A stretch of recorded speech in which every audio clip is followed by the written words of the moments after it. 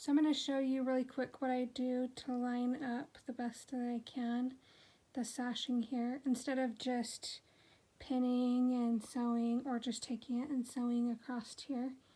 I'll show you what I'm going to do, but I do cut these sashing strips to the size of the quilt instead of sewing a sashing strip on and then just like trimming right here on the end with scissors or something.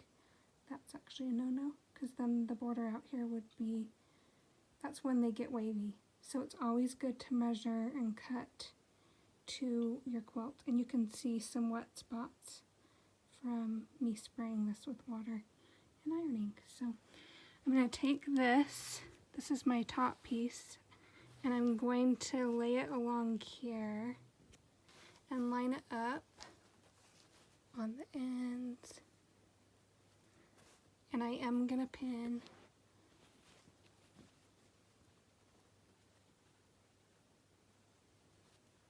Okay, so that's laid pretty good. So now what I'm going to do is fold this down right here till I get here. Can you see how off that is? So what I'm going to do is pull over just a hair, and now that's on.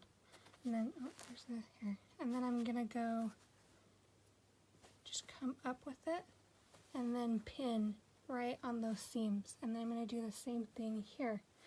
And then I will pin a few places in between, and then of course along the edge. It's just good to pin, because if you like stretch and pull it, then you're gonna have problems.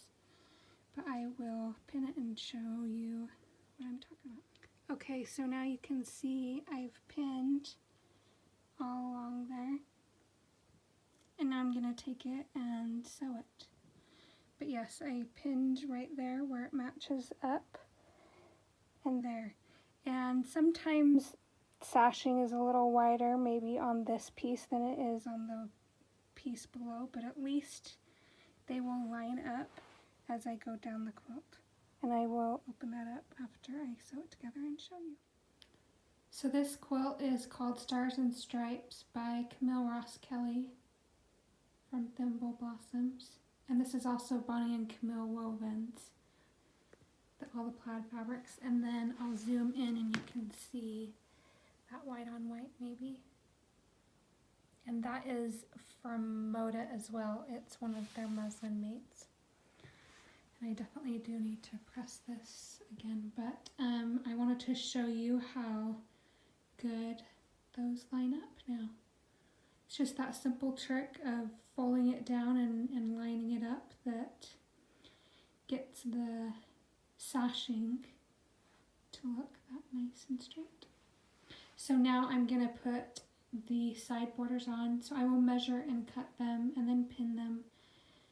If you don't measure and cut and just sew and then cut, it can create wavy borders. So I'll do the sides, then I'll measure and cut and do the top and the bottom.